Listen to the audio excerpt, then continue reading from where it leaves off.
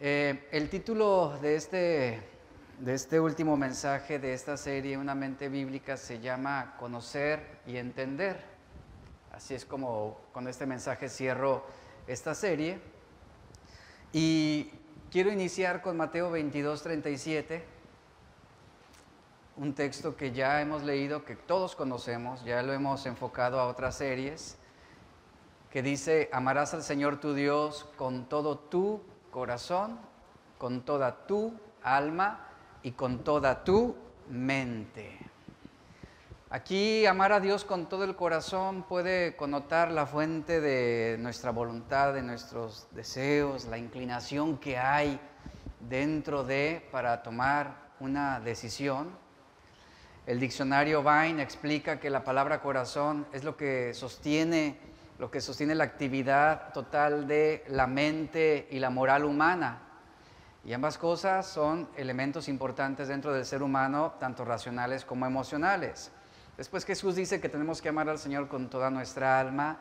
Esto implica amarlo con nuestras emociones, con nuestros sentimientos, y aprender a expresar estas emociones y esos sentimientos para amarlo a Él. Y después la tercera parte es amar al Señor nuestro Dios con la mente, que es en lo que hemos ocupado estos 10 mensajes. Amar a Dios con la mente es amarlo con nuestro razonamiento, el enfocar nuestro entendimiento hacia como una expresión favorable hacia su voluntad. Como ya lo hemos escuchado, la batalla de la mente es una lucha diaria. Es ahí donde se asienta todo pensamiento pecaminoso o también todo pensamiento de consagración. Entonces, la batalla inicia ¿dónde? En nuestra mente, no en nuestra conducta, no en nuestras acciones. Toda acción precede a un pensamiento. Y cuando tú amas a Dios con todo tu corazón y con toda tu alma, esto permea tu mente.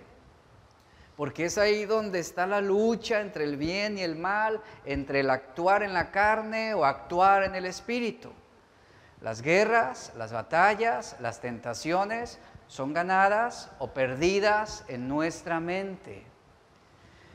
Y todo lo que percibimos, todo lo que nos golpea o nos afecta, comienza con nuestra mente primero. Es aquí lo que ataca el enemigo. Es aquí donde donde se siembra ese pensamiento para después afirmarse en nuestro corazón, en las inclinaciones de nuestro corazón. Y si nosotros permanecemos en algo que nuestra mente ha aprobado, entonces eso que nuestra mente ha aprobado va a echar raíces en nuestra alma y en nuestro corazón. Es decir, un pensamiento genera sentimientos. Y un pensamiento también tiene la capacidad de impulsar o inclinar nuestra voluntad para una decisión. Y es así como debemos nosotros precisamente cuidar qué es lo que estamos sembrando en nuestra mente. ¿Por qué? Porque va a echar raíz. Y una vez que esa raíz esté ya fortalecida, por ejemplo, si sembramos pensamientos de amor hacia Dios, esa raíz ya fortalecida en el amor a Cristo se va a establecer en nuestra mente, va a permanecer ahí y va a influir en nuestro corazón. Y eso es lo que nos va a inducir a una conducta cristiana. Y qué importante es también entender que nuestra relación con Dios cambia nuestra forma de pensar. En la medida que tú creces en el conocimiento y la voluntad de Dios, también vas a madurar en tu manera de pensar. Como ya hemos leído múltiples veces, Romanos 12:2, no se conformen a este siglo, sino transformaos por medio de la renovación de nuestra mente, de nuestro entendimiento, dice la Reina Valera, para que puedan comprobar cuál es la buena voluntad de Dios, agradable y perfecta. Por eso, como cristianos, debemos tener la mente ¿de quién? De Cristo. Es ahí donde se va a orientar la siguiente serie. Vamos a trabajar en aprender y obtener la mente de Cristo, el pensamiento de Cristo, la perspectiva de Cristo. Entonces, esa es nuestra meta aquí en esta vida, tener la mente de Cristo, tener la perspectiva de Cristo a diversas situaciones. Esto es algo que la Biblia claramente habla. 1 Corintios 2, 15 al 16 nos dice: En cambio, el espiritual juzga todas las cosas, pero él no es juzgado de nadie, porque ¿quién conoció la mente del Señor? ¿Quién le instruirá? Mas nosotros tenemos la mente de Cristo.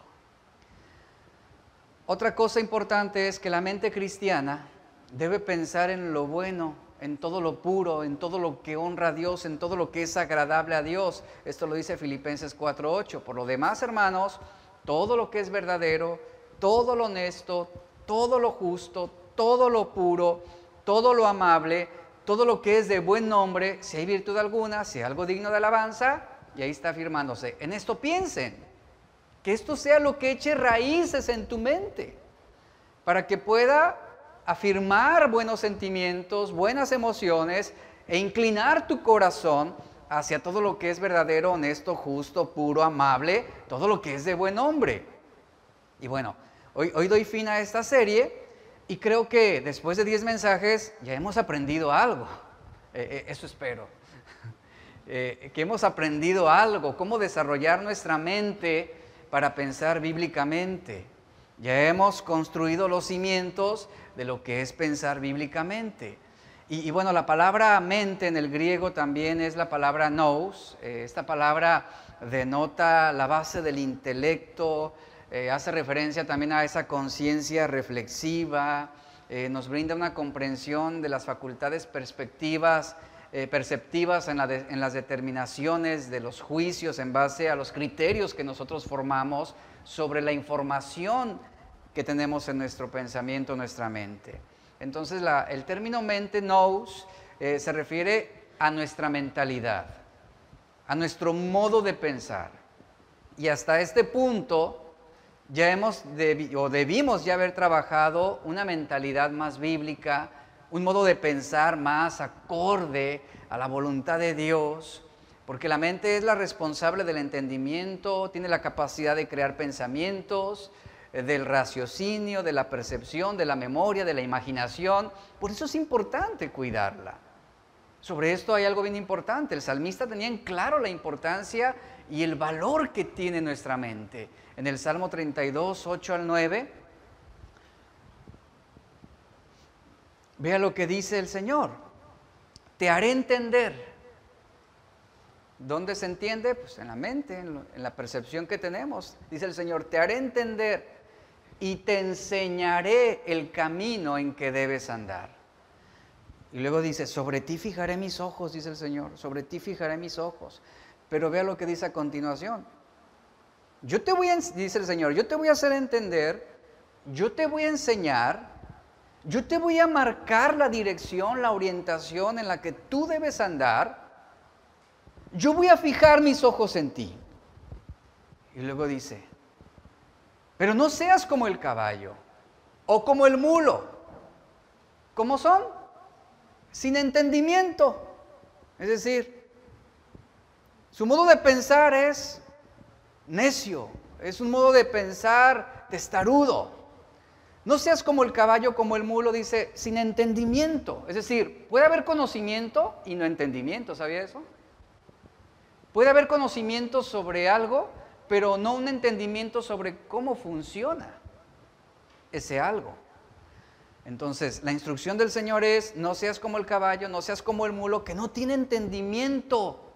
Y luego dice, que tiene que ser sujetado, sometido con cabestro y con freno, porque de lo contrario, no se acerca a ti. Esta analogía sobre el caballo, sobre el mulo, es muy interesante. Porque mire, los mulos o la mula es un animal terco, se caracteriza por ser testarudo, que no quiere aprender, que no tiene docilidad, que para poder lograr que se acerque a ti, la expresión es, tienes que controlarlo, tienes que ponerle rienda, ponerle freno, porque de lo contrario no hay docilidad en él. Su voluntad no es maleable, no es dócil. Y el Señor dice, no seas como el mulo, no seas como el caballo, que es necio, que es testarudo. Y la imagen es muy, muy implícita. ¿Por qué? Porque el mulo es un animal muy inteligente, ¿sabía eso? Es muy inteligente, posee mucha capacidad, hablando en su mente. La mula es un animal muy inteligente, pero ¿qué cree? Carece de entendimiento.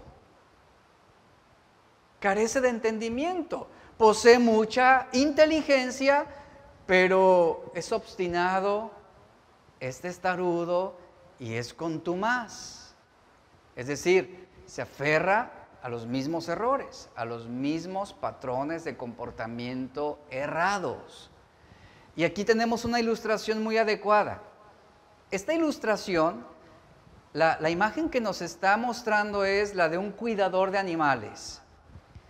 Ese cuidador de animales, su responsabilidad y preocupación está en el bienestar, por ejemplo, del caballo y de la mula. Él tiene la responsabilidad de llevar a este caballo, a esta mula, al establo. ¿Por qué lo lleva al establo? Bueno, tiene que llevarlo al establo, una, para protegerlo. Dos, para brindarle alimento y darle refugio.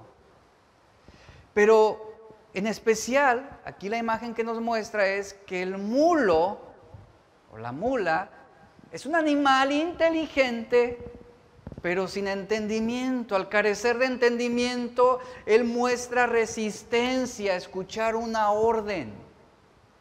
Resiste la instrucción de su cuidador. Posee una voluntad indomable.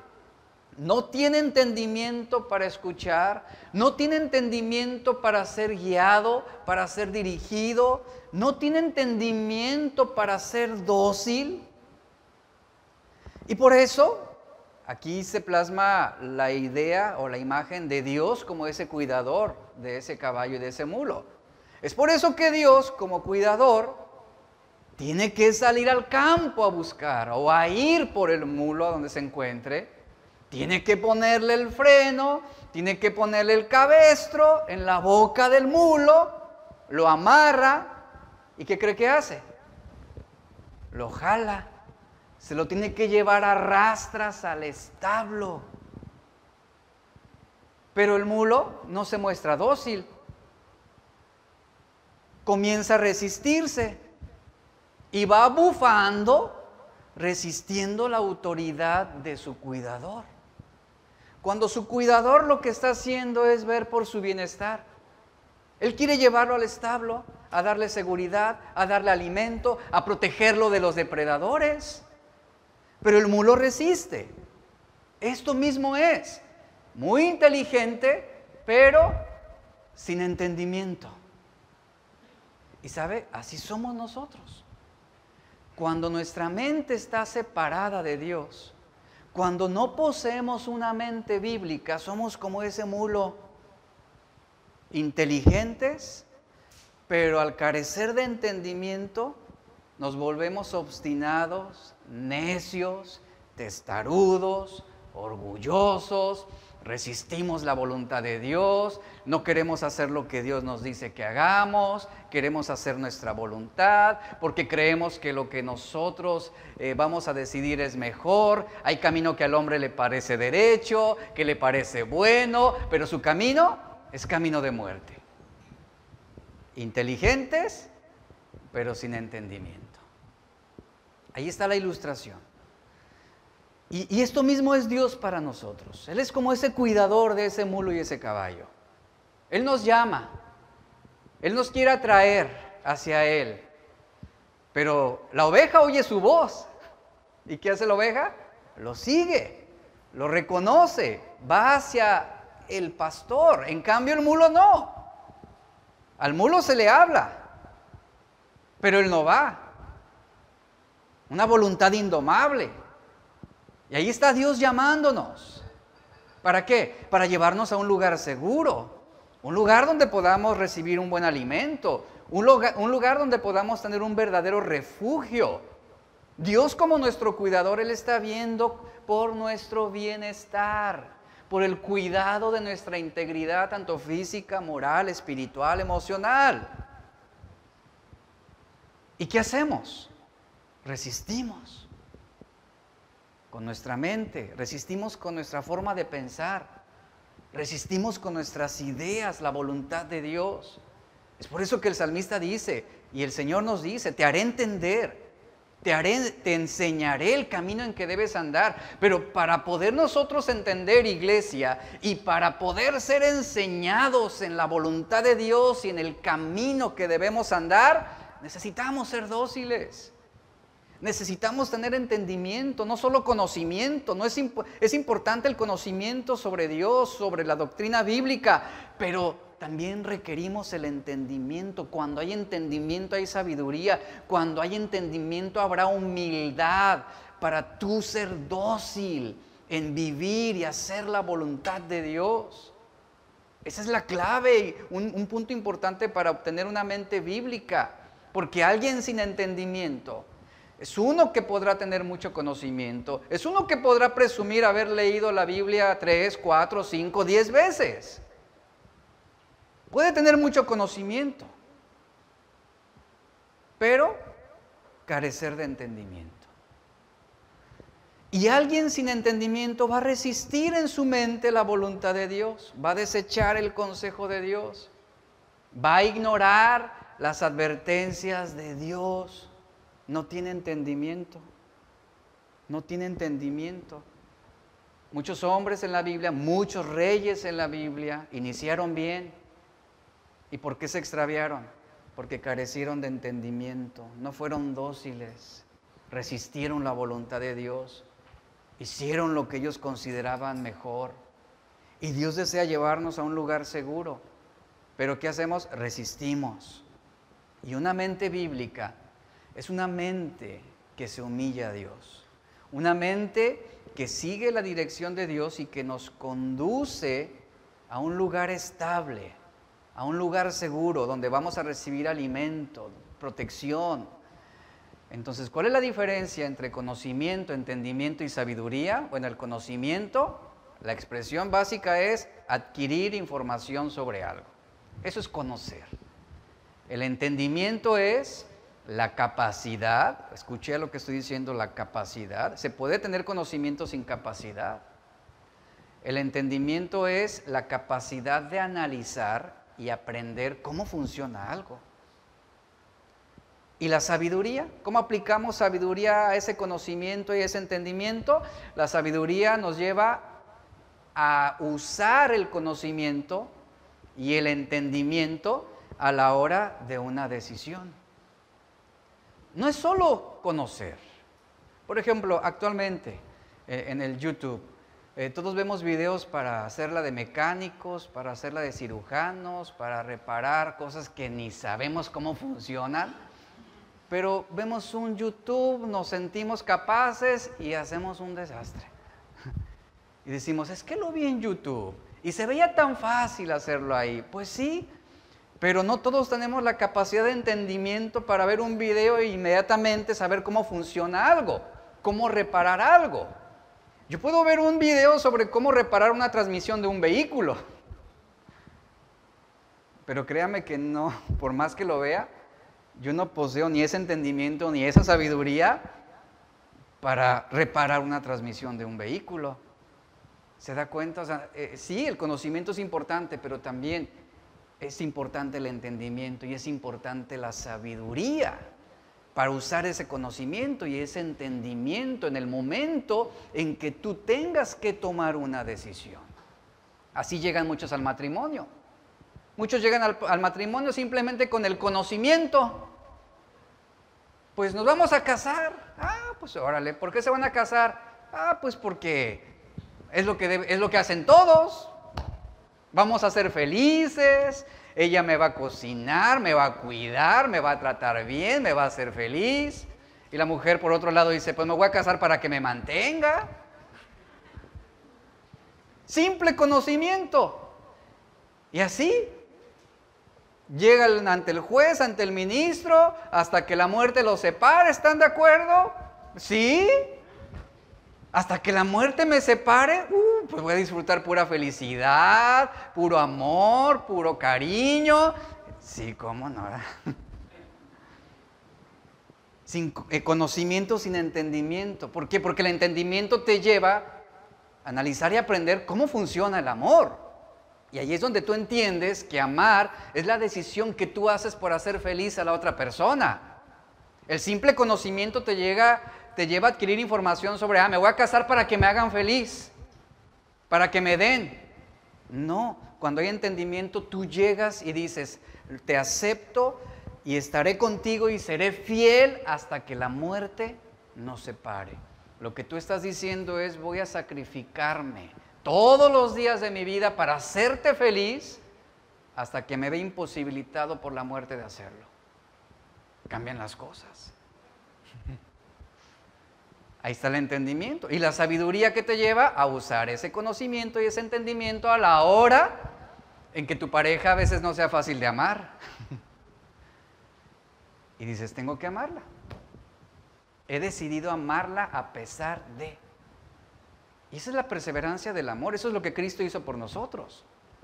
Y la Biblia menciona en varios versos la palabra inteligencia, la palabra entendimiento, la palabra pensamiento, y la insinuación directa es la mente de una persona. Dios nos ha dado un espíritu, Él nos ha dado un alma, Él nos ha dado un corazón y también, escuchen, nos ha dado una mente, mediante la cual también nos acercamos a Dios. Un alma, en la cual se centran nuestras emociones y sentimientos, y nos dio una mente a través de la cual tenemos la capacidad de reflexionar, de evaluar, decimos, de sopesar, para determinar si una decisión es buena o es mala. Ahí está. Entonces, ¿qué sucedió con el pecado desde el Edén? Nuestra mente, por la desobediencia, fue corrompida, se ensució, se manchó. Lo mismo nuestras emociones, nuestra voluntad, lo mismo nuestra sexualidad, todo se corrompió. Pero cuando nosotros venimos a Cristo, ahora nuestra mente comienza a ser renovada. Esa renovación de nuestra mente de la que habla Pablo en Romanos 12:2, ¿cuál es la meta de esa renovación de nuestra mente? Tener una mentalidad como la de Cristo. Es eso. Esa es la renovación de nuestra mente. Eso es renovar nuestro entendimiento, adquirir una forma de pensar como la de Jesús. Esa es nuestra meta.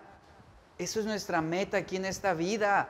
Una mente renovada, y ahí es donde el Espíritu Santo abre nuestro entendimiento, es decir, no solamente conocimiento, sino entendimiento, para que podamos apreciar lo que nunca antes habíamos visto. Por lo tanto, una mente centrada en Cristo es una mente que piensa en todas las cosas, pero desde la perspectiva bíblica. Eso es una mente bíblica. Por ejemplo, la mente bíblica busca la voluntad de Dios. ¿En dónde? ¿Busca la voluntad de Dios? Pregunto, ¿solamente los domingos a las 11 de la mañana? No. La mente bíblica busca la voluntad de Dios no solo dentro de una congregación o una iglesia.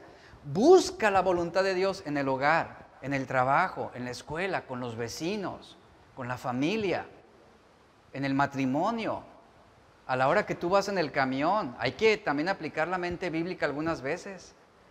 O cuando vas a alguna tienda, hay que tener una mente bíblica sobre tú cómo vas a responder, cómo vas a usar ese entendimiento para responder adecuadamente ante una situación que te está irritando o una situación que tú estás enfrentando que te puede sacar de tus casillas. Se requiere una mente bíblica al momento que tú vas conduciendo y hay mucho tráfico y se te cruza alguien de repente y te hace frenar. La mente bíblica es algo que aplicamos a todas las cosas. Buscamos la voluntad de Dios en todo. Una mente bíblica es una forma de pensar, es una manera de mirar todas las cosas, escucha y repito otra vez, todas las cosas con la perspectiva de Dios. Y nuestra percepción de las cosas en el mundo ha sido renovada mediante el Espíritu Santo, dice Pablo. Y una mente bíblica debe estar moldeada por presuposiciones bíblicas. Quien posee una mente bíblica no va a fragmentar su vida no va a fragmentar su vida por ocupaciones o responsabilidades. No la va a dividir. ¿Qué quiero decir con esto? Que cuando se posee una mente bíblica, uno no le va a dar más importancia a lo que hacemos dentro de la iglesia que lo que hacemos fuera de la iglesia. Porque para Dios es tan importante lo que tú haces dentro de la iglesia para Él, como lo que tú haces fuera de la iglesia para Él. Él no ve como más, voy a usar esta expresión, como más buenos a los que hacen algo para Él dentro de la iglesia que a los que hacen algo para Él en el trabajo. La perspectiva de Dios es general. Él ve la manera en cómo nosotros le estamos honrando tanto en la iglesia como en el trabajo, tanto en la casa como en la calle. Esa es la mente bíblica que nos lleva a desarrollar y a tomar decisiones sin fragmentar nuestras responsabilidades. Porque para Dios es igualmente importante nuestra integridad, tanto dentro de la iglesia como fuera de la iglesia. Dios no es más sensible a mis oraciones cuando estoy en la iglesia que cuando estoy fuera de la iglesia, que cuando estoy, por ejemplo, en mi trabajo. Para Dios es tan importante el cómo ocupo mi mente cuando me congrego como cuando estoy con mi familia. En todas las áreas. Y una mente bíblica no se va a desconectar de la realidad en el mundo. ¿Por qué? Porque entendemos que Dios está activo en todo el mundo. Y debemos saber que Él desea ser glorificado no solamente en las iglesias, sino también en los hogares, también en las escuelas, también en las empresas. Dios desea ser glorificado también en tu negocio. Dios desea ser glorificado también en las oficinas de gobierno, en los juzgados, en tu lugar de trabajo, en tu área de entretenimiento, aún en tu tiempo de ocio. Él debe ser glorificado. A eso te va a llevar el desarrollo de una mente bíblica. Por eso, una mentalidad bíblica jamás va a dividir mi servicio a Dios con lo que yo hago para Dios fuera de la iglesia. Jamás va a dividir la iglesia y el mundo. ¿Por qué? Porque para Dios es tan importante lo que hago aquí como lo que hago fuera de. No es que usted sea más bueno el día de hoy porque vino a la iglesia. Hay gente en los hospitales en este momento, gente justa, gente que ama a Dios, que le aseguro que están orando con más fervencia y más pasión y más dedicación que muchos que están en este momento en las iglesias. Y que están compartiendo el evangelio allá afuera. Y que están predicando el evangelio. Entonces la mente bíblica jamás va a dividir mi responsabilidad en cuanto a mi servicio a Dios dentro de la iglesia, como mi responsabilidad en cuanto a mi servicio a Dios fuera de la iglesia. ¿Y qué nos dice la Biblia? La Biblia nos dice que nuestra mente debe estar completamente enfocada sobre Cristo como nuestro Señor y Salvador. Nuestra mente, repito este punto, nuestra mente debe estar completamente enfocada sobre Cristo como nuestro Salvador y Señor. Romanos 8, versos 5 al 8, vamos a leerlo. Puede buscarlo en la Biblia o va a aparecer en la pantalla. Dice: porque los que son de la carne piensan ¿en qué? En las cosas de la carne. Aquí se refiere también a una mentalidad carnal, una forma de pensar sin Cristo. Los que son de la carne piensan en las cosas de la carne, pero los que son del Espíritu, en las cosas del Espíritu. Porque el ocuparse de la carne es muerte, pero el ocuparse del Espíritu es vida y paz. Por cuanto los designios de la carne son enemistad contra Dios porque no se sujetan a la ley de Dios ni tampoco pueden, y los que viven según la carne no pueden agradar a Dios. ¿Qué es lo que está diciendo Pablo aquí? Lo que está diciendo Pablo es que yo puedo ser una persona que asista regularmente a la iglesia, que sea un congregante habitual y sin embargo tener una forma de pensar ocupada en las cosas que no le agradan a Dios. Y Pablo es muy claro, o sea, si tú piensas que por venir a la iglesia y tener una mentalidad ocupada en aquello que desagrada a Dios, tú serás aceptado o serás justificado, dice Pablo, no, porque tú estás ocupando tu mente en las cosas de este mundo. Tú estás entreteniendo tu mente con los placeres y los pecados de este mundo. ¿Cuánta gente hay que tiene, por ejemplo, vienen a la iglesia, pero sus mentes están entreteniéndose en placeres indebidos? Y es a lo que Pablo está refiriéndose así. Todo designio de la carne es enemistad contra Dios. Y aquí es importante evaluar si tu mente o tu forma de pensar no está enemistada contra Dios. Porque tú puedes venir a escuchar palabra de Dios, pero tu mente no está sujeta a la ley de Dios. No vives de acuerdo a las cosas que son del Espíritu. No ocupas tu mente en la voluntad de Dios, sino en las cosas de este mundo, en las cosas de esta carne. ¿Y qué dice Pablo? Y tú no puedes agradar a Dios.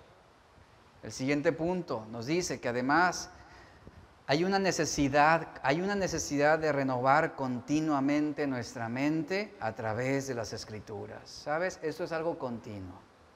Así como continuamente somos presa fácil de malos pensamientos, así como continuamente somos vulnerables a ideas, pensamientos, prejuicios que pueden ir en contra de Dios, así con esa misma facilidad también debemos nosotros seguir y continuar renovando nuestra mente día a día con la palabra de Dios.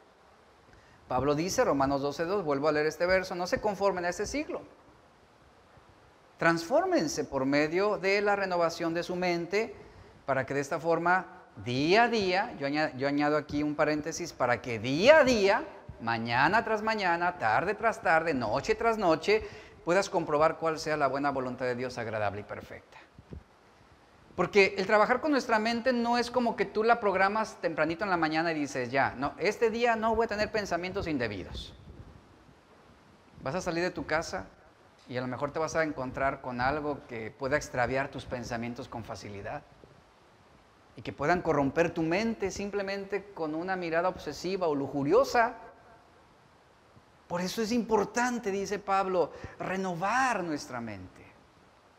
¿Para qué? Para que día a día, hora tras hora, minuto tras minuto, nosotros podamos discernir cuál es la buena voluntad de Dios agradable y perfecta. Otro punto importante sobre este proceso de una forma de pensar bíblica es, debemos alimentar nuestra mente con la palabra de Dios. Cuando tú alimentas tu mente con la palabra de Dios, esto hace que tu mente alcance mayores beneficios y que experimente menores pérdidas. Ya lo he mencionado en otras enseñanzas. Yo estoy aquí tocando algunos puntos. Ya lo he mencionado. El renovar nuestra mente no es algo que tú oras, no es algo que tú dices, Señor, ayúdame a no pensar feo. No dices esas cosas.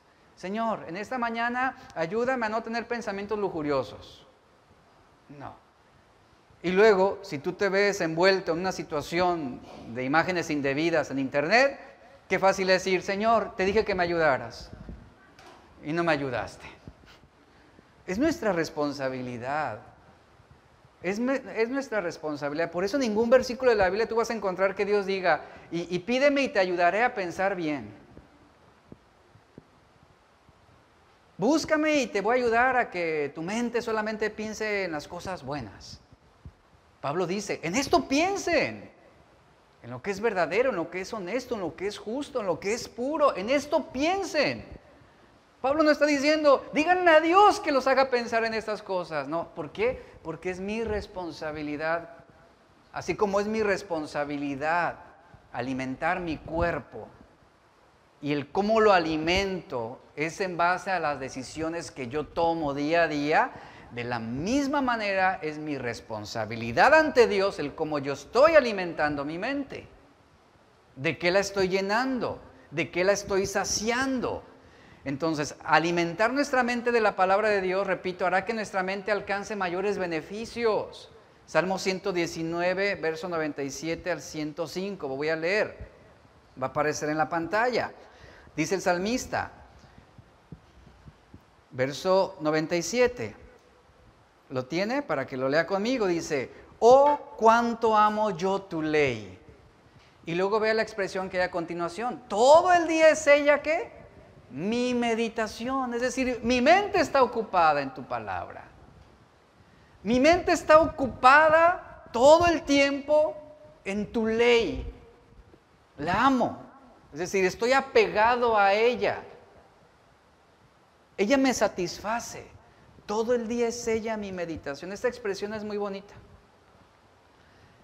En otro salmo el salmista dice claramente, si yo me pusiera a contar todas tus obras, no terminaría. Porque tus maravillas son innumerables, innumerables. Puedo dedicar todo el día a pensar en tus maravillas, en tus milagros, en tus beneficios para mí.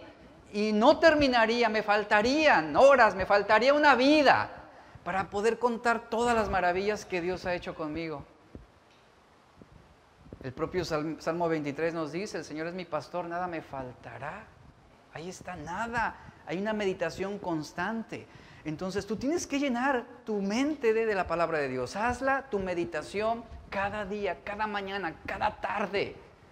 Cuando venga una situación en la que seas provocado a airarte, haz de la ley de Dios, haz de la palabra de Dios tu meditación. Cuando enfrentes una situación donde te han lastimado, te han menospreciado, ¿qué tienes que hacer? Haz de esa situación lleva esa situación a una meditación a la palabra de Dios. La Biblia dice, oren sin cesar. Oren sin cesar, oren de manera incansable en todo tiempo, bajo cualquier circunstancia. ¿Y sabes qué significa orar sin cesar? No significa que todo el tiempo debemos estar ocupados, bla, bla, bla, bla, bla, bla, bla, bla, bla, bla, todo el día, bla, bla, bla, bla. No, lo que significa es que de cada situación que tú enfrentes en el día, lo conviertas en una oración. ¿Te irritaron? Lleva esa irritación a una oración a Dios. ¿Te ofendieron? Lleva esa ofensa en una oración a Dios. Eso es tener todo el día presente la ley de Dios, meditando en ella. Luego dice el verso 98. Vea lo que dice. Me has hecho más sabio que mis enemigos con tus mandamientos, porque siempre están conmigo. Ahí está. Me has hecho más sabio que mis enemigos con tus mandamientos, porque siempre están conmigo. Ese es el resultado de meditar constantemente en la ley de Dios. Constantemente. Donde no te separas de ella. Donde no te apartas de ella. Donde no pierdes tiempo en situaciones innecesarias, desgastantes. Porque la meditación de la ley de Dios te hará más sabio que tus enemigos, te hará más sabio que aquellos que quieren hacerte mal, te hará más sabio que aquellos que quieren ponerte tropiezo. Porque si tú haces de la ley de Dios tu meditación constante, ella estará contigo siempre, te acompañará. Verso 99 dice, más que todos mis enseñadores he entendido, porque tus testimonios son mi meditación. Nuevamente aquí la reflexión en la mente. Versículo 100. Más que los viejos he entendido. Aquí con los viejos, ¿sabe a qué se refiere? A la experiencia adquirida. En el mundo se cree que la experiencia tiene más valor que la sabiduría. Pero hay jóvenes, o puede haber jóvenes que tengan mayor sabiduría que los que tienen más experiencia. ¿Sí me Hay una gran diferencia entre tener experiencia y ser sabio. Puede haber hombres ancianos con mucha experiencia, pero necios. Y puede haber jovencitos con poca experiencia, pero sabios. Y eso es a lo que se refiere aquí. Más que los viejos, es decir, más que aquellos que tienen experiencia, me has dado sabiduría para entender. Aquí está otra vez el término entendimiento. Para entender por qué he guardado tus mandamientos. Verso 101. De todo mal camino contuve mis pies para guardar tu palabra. Ahí está. Sí, me encontré en una situación como José, donde se ofreció la mujer, donde me dijo, acuéstate conmigo, nadie se dará cuenta. Y ante una situación de tentación, cuando tú tienes la palabra de Dios en una meditación constante, que dice el salmista, cuando yo me vi tentado, provocado a resbalar, a ceder, dice, me contuve, me frené. ¿Y qué hizo José? Huyó, corrió. ¿Por qué razón huyó José? Porque la ley de Dios era su meditación todo el tiempo. Y en ese momento de tentación y de provocación, José, ante ese mal, contuvo sus pies de seguir por esa desviación. Y dice el verso 101, para guardar tu palabra, dice, para guardar tu palabra, para amarte. Verso 102, dice, no me aparté de tus juicios, porque tú me enseñaste. Para ser enseñados, ¿qué requerimos? ¿Qué vimos sobre el mulo? Requerimos docilidad, requerimos humildad, requerimos sumisión a los principios de Dios. Eso, o sea, para nosotros ser enseñables y dóciles requerimos eso, humildad. Y el salmista está diciendo, yo fui humilde para aprender de ti. Yo fui humilde para que tú me enseñaras el camino en el que debo andar. Versículo 103. Cuán dulces son a mi paladar tus palabras, más que la miel a mi boca. Mira, aquí la expresión miel a mi boca tiene un sentido muy distinto para nosotros. Porque no a muchos les gusta la miel aquí. Prefieren un tarrón de azúcar y echárselo al café a una cucharada de miel, en muchos casos. Pero en los tiempos bíblicos la miel era algo que se degustaba, era algo rico, era algo que satisfacía, que daba un sabor único. En nuestro caso, pues tenemos tanta basura con azúcar que la miel no es antojable. Podemos comprar un refresco, podemos comprar una paleta, un dulce, una nieve, y eso suple esa dulzura que nos da la miel. Pero en los tiempos bíblicos no había nada de la basura que tenemos actualmente. La miel era lo más dulce.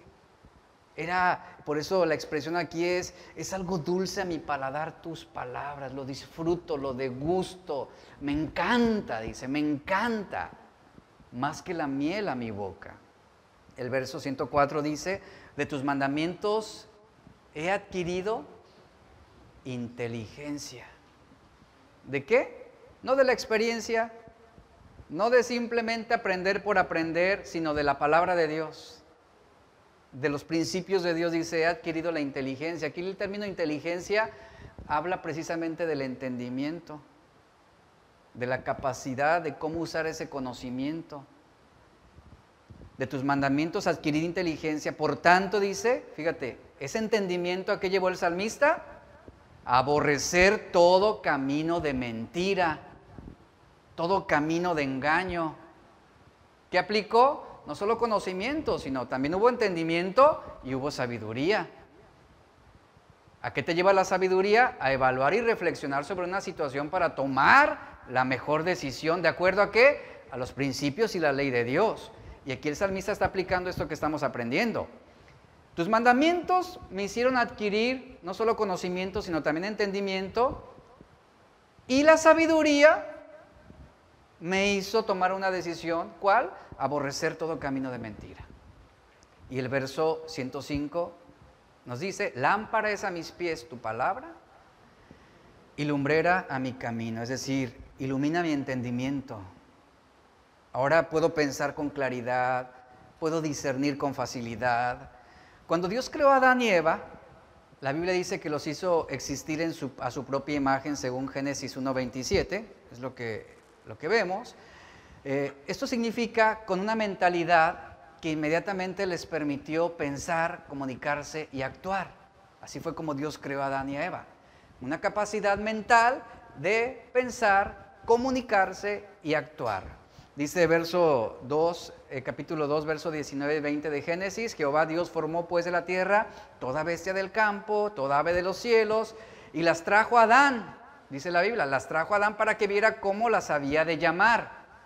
Y todo lo que Adán llamó a los animales vivientes, ese es su nombre, él les puso nombre. Verso 20 dice: y puso Adán nombre a toda bestia y ave de los cielos y a todo ganado del campo, mas para Adán, dice, no se halló ayuda idónea para él. Mire, Dios deseaba que su creación lo amara intensamente, razón por la cual desde el principio de la creación del hombre, Dios unió la capacidad intelectual y espiritual para que el hombre tuviera el entendimiento de actuar de acuerdo a su voluntad. Dios le brindó al hombre un razonamiento intelectual para que pudiera emprender cosas, y a la vez le brindó la capacidad de entendimiento, es decir, la capacidad espiritual, para que el hombre pudiera conocerlo, para que el hombre supiera discernir entre lo bueno y lo malo. Así, lo que Adán y Eva llegarían a ser dependería en gran manera de cómo ellos pensaran. Y esa misma idea la vemos y la observamos ilustrada en Proverbios 23:7, que dice: porque cuál es su pensamiento en su corazón, tal es él. Y volviendo al ejemplo de Adán y Eva, ¿por qué entonces se desviaron?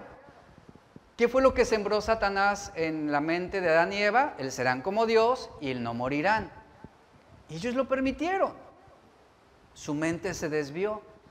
Su mente se desorientó por la mentira de Satanás. Fue por eso que ellos cedieron y tomaron la decisión de tomar ese fruto y comerlo. Y vinieron las consecuencias.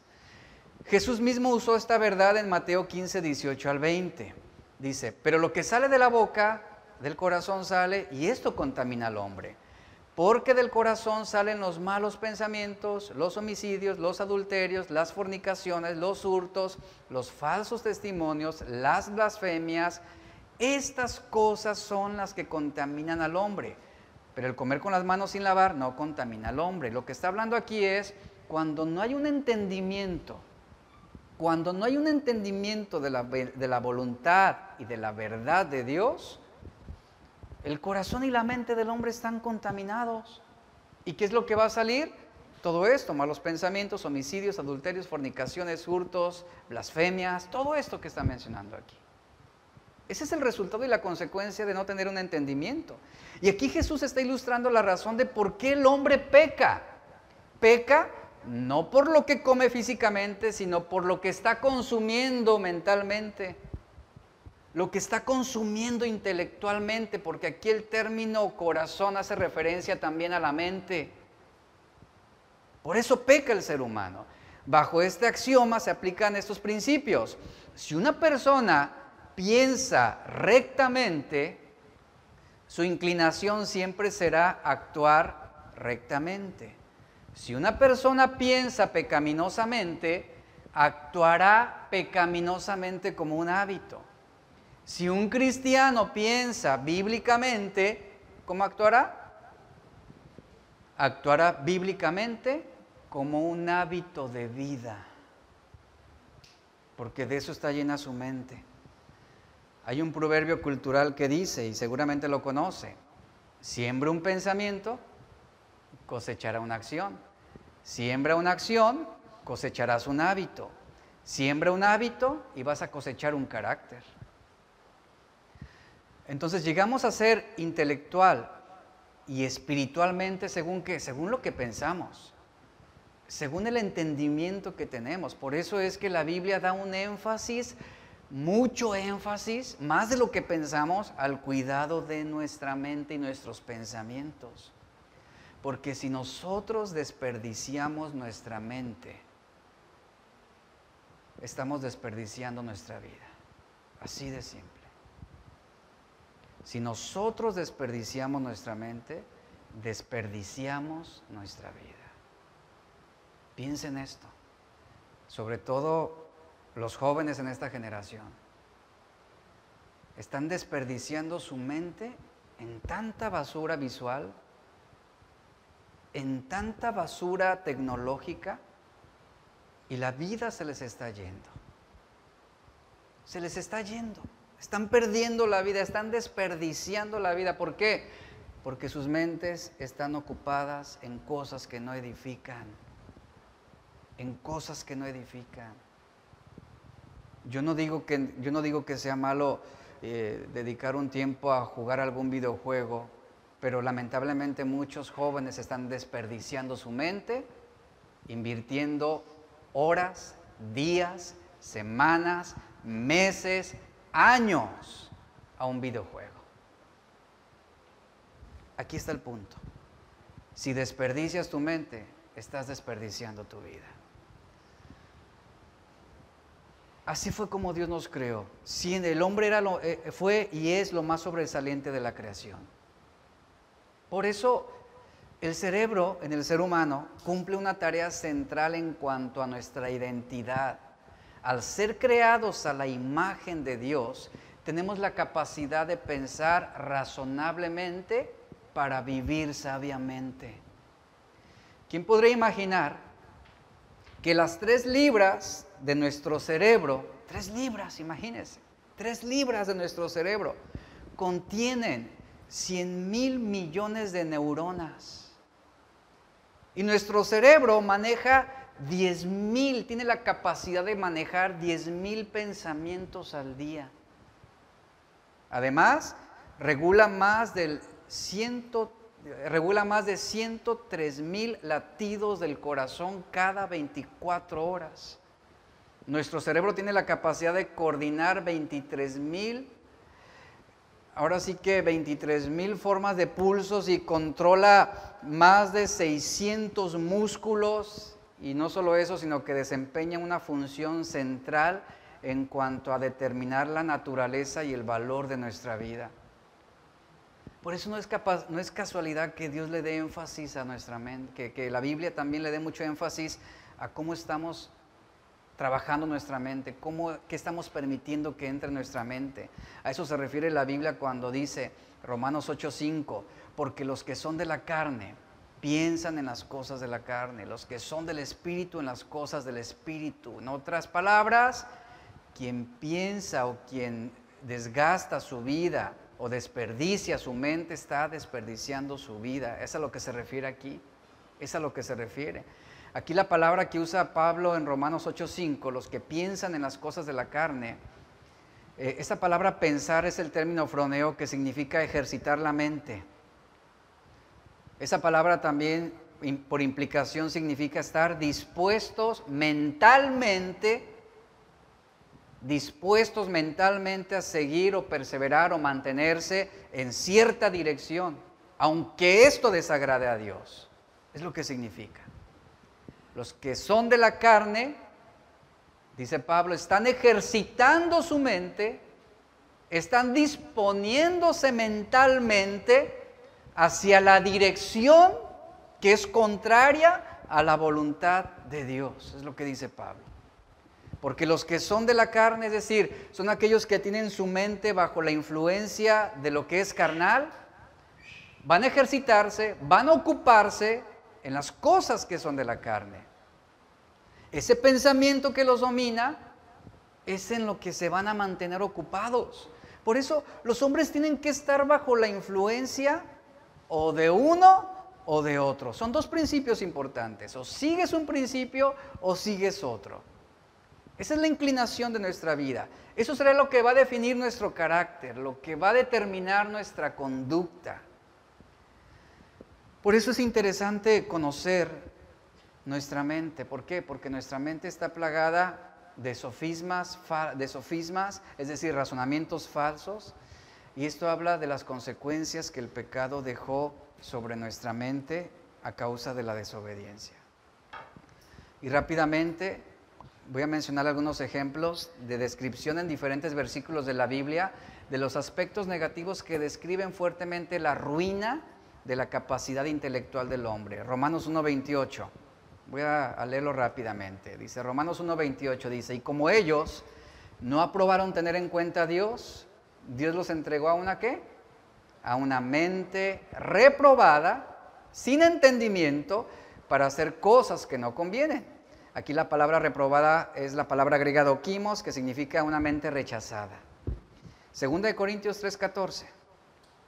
Dice, pero el entendimiento de ellos se embotó, es decir, su manera de pensar se embotó, porque hasta el día de hoy, cuando leen el antiguo pacto, les queda el mismo velo no descubierto. ¿Esto de qué habla? Se carecen de entendimiento, el cual por Cristo es quitado. Esta palabra embotar, que se refiere a una mente embotada, es la palabra griega poro, que significa o hace referencia a algo, a esa piedra, habla de algo petrificado, algo endurecido. Entonces, el término de una mente embotada, significa una mente necia, una mente encallecida. Segunda de Corintios 4:4 dice, en los cuales el Dios de este siglo cegó ¿qué? El entendimiento de los incrédulos para que no les resplandezca la luz del evangelio de la gloria de Cristo, la cual es la imagen de Dios. Aquí la palabra cegar la mente es lo que se traduce, cegar la mente. El término cegar es un término que se traduce como ceguera, como oscuridad, es lo que significa. Se oscureció su entendimiento. No ven con claridad, no disciernen, no piensan de la manera como Dios piensa. ¿Por qué? Porque hay un entendimiento cegado, un entendimiento oscuro. Efesios 4:17. Esto pues digo y requiero en el Señor, que ya no anden como los otros gentiles, es decir, los paganos. ¿Cómo andan? ¿Qué es lo que los caracteriza? La vanidad de su mente. No vivan como ellos, no anden como ellos. La palabra vanidad en el griego es inutilidad. ¿Sabe? La palabra vanidad viene del término vano. Inútil es lo que significa. Una mente inútil, una mente vana, una mente moralmente depravada. Efesios 4:18.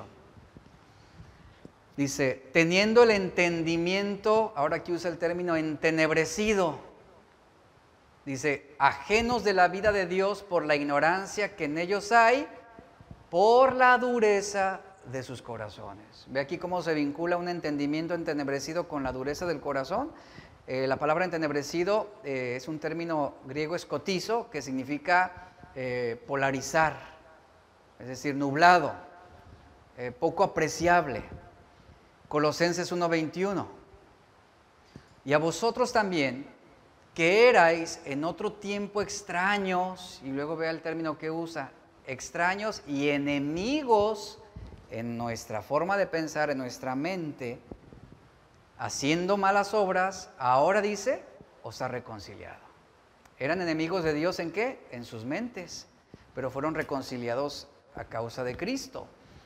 Esta palabra enemigos que usa Pablo a los colosenses, esta palabra enemigo significa odiar, significa odioso, hostil, adversario.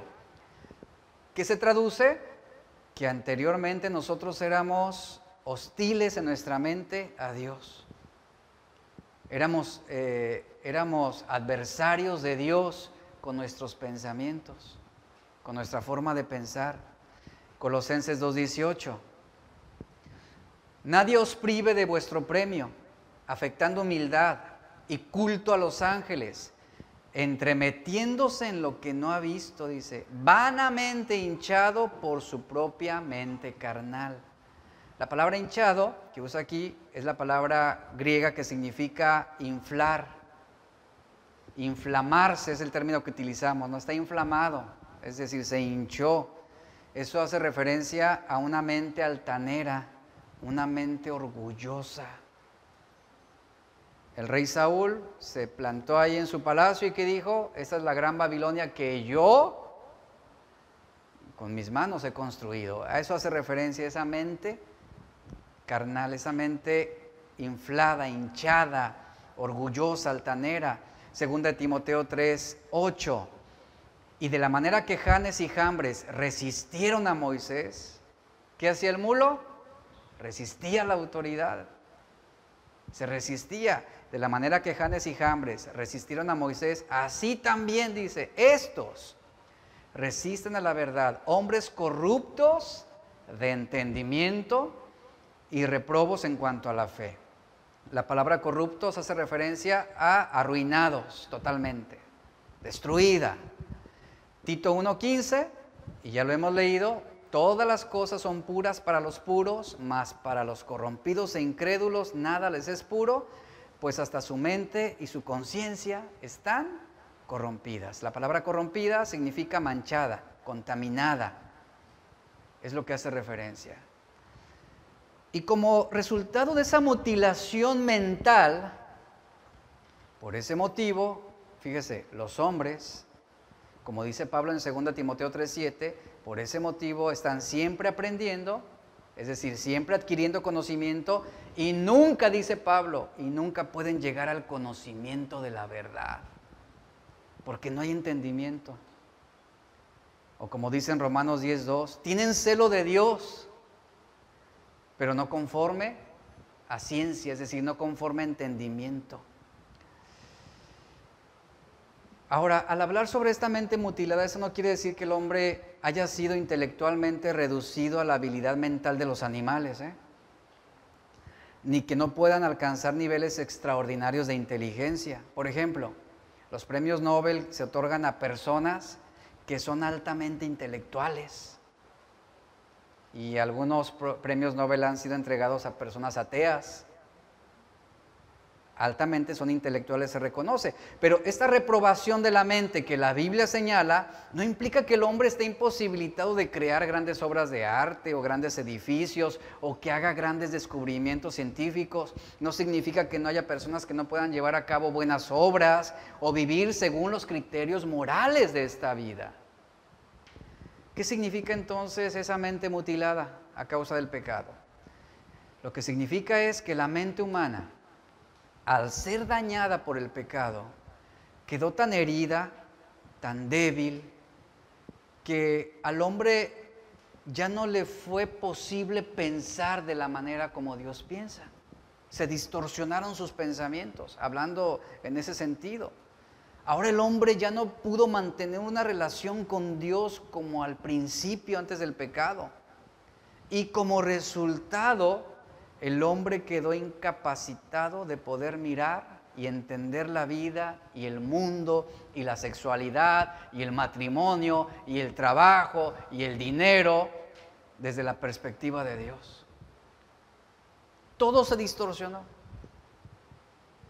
Entonces, el desarrollar una mente bíblica es adquirir la perspectiva de Dios sobre todas las cosas. Es eso.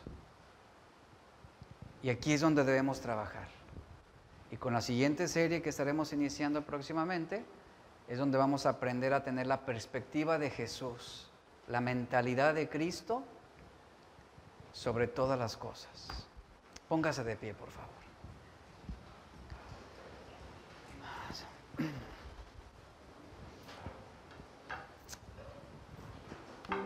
Señor, te damos gracias.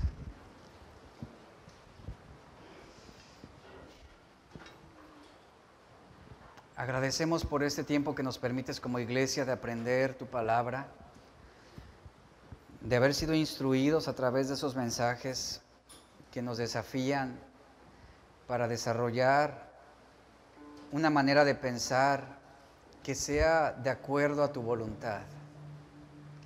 A veces nos ocupamos tanto en las obras o en los actos ceremoniales, nos ocupamos tanto del exterior, de guardar una apariencia de piedad, o de mantener una reputación religiosa o espiritual, pero nuestras mentes están vacías.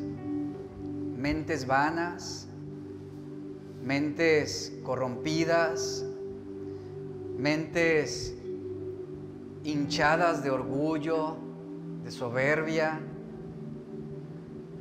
mentes oscurecidas, donde se albergan pensamientos de soberbia, de menosprecio hacia los demás, donde se almacenan pensamientos de superioridad y de autosuficiencia. No queremos ser como el caballo, como el mulo, Señor, sin entendimiento, que deben ser dominados a la fuerza, que deben ser sujetos con cabestro y con cuerda para que puedan obedecer, para que puedan acercarse a uno. No queremos ser como el mulo, Señor. Nuestra mente necesita ser renovada y como ya hemos aprendido, y esto lo vamos a lograr a través de tu palabra, de alimentar nuestra mente diariamente con tu palabra y con tu Espíritu Santo, quien afirma y redarguye a través de tu palabra nuestros corazones, a través de tu Espíritu Santo, quien nos va a convencer de nuestro pecado, de nuestra maldad, y quien va a guiarnos a tu verdad. La vida cristiana no solo se trata de lo que yo conozco, de lo que yo sé, sino del entendimiento de esa información y esas verdades y esa revelación en tu palabra. Y la sabiduría para aplicar ese conocimiento y ese entendimiento para tomar decisiones. Hemos dado este primer paso en este año de aprender cómo desarrollar una mente bíblica.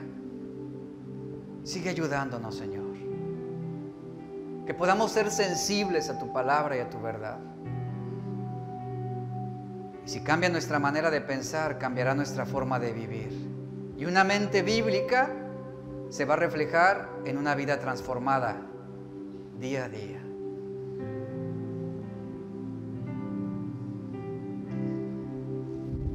Levanta tus manos, iglesia, y haz ese compromiso con el Señor. Haz ese compromiso con Dios, de consagrar tu mente también para Él, de ofrecer tu mente, no solamente tu cuerpo, sino también tu mente como un sacrificio a Dios, un sacrificio vivo, santo y agradable a Dios.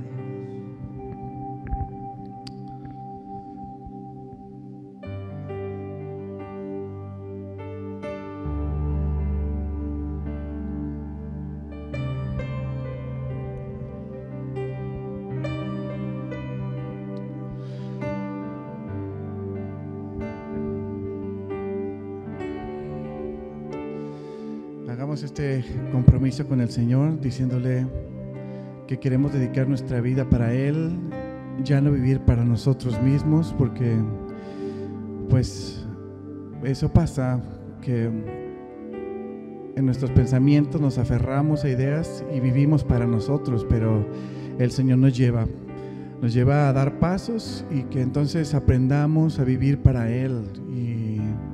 Y no hay otra forma si no renovamos nuestra mente. Así que hagamos esta oración, vamos a cantar esto y decir al Señor: quiero dedicar mi vida para ti, no quiero más vivir para mí, tenerte como rey sobre mi corazón y solo darte a ti mi adoración. Vamos, quiero dedicar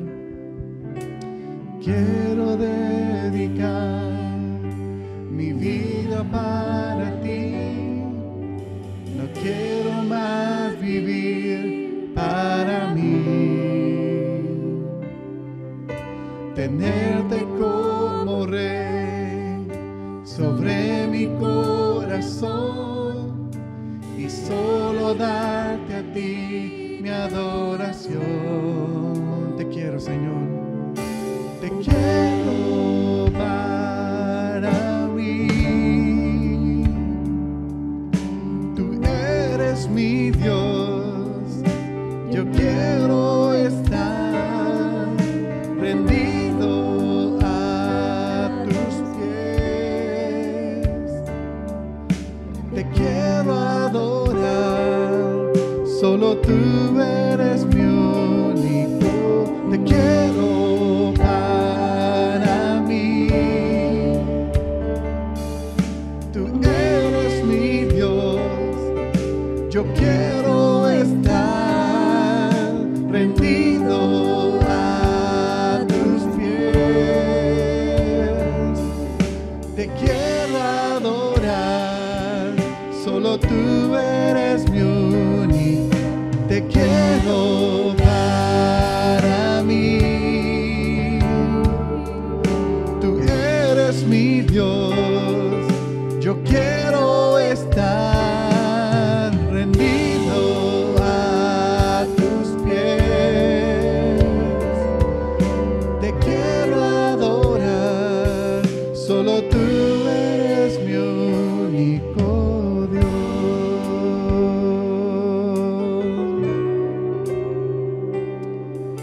Una vez más vamos a decirlo con todo el corazón, diciéndole a Dios, quiero dedicar mi vida para ti.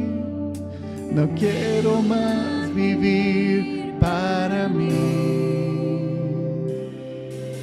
Tenerte como rey sobre mi corazón y solo darte a ti mi adoración. Levanta tus manos, dile, te quiero, Señor. Te quiero para mí. Tú eres mi Dios, yo quiero estar rendido a tus pies. Te quiero adorar, solo tú eres mi único. Te quiero para mí. Tú eres mi Dios, yo quiero estar rendido a tus pies. Te quiero adorar, solo tú eres mi único Dios.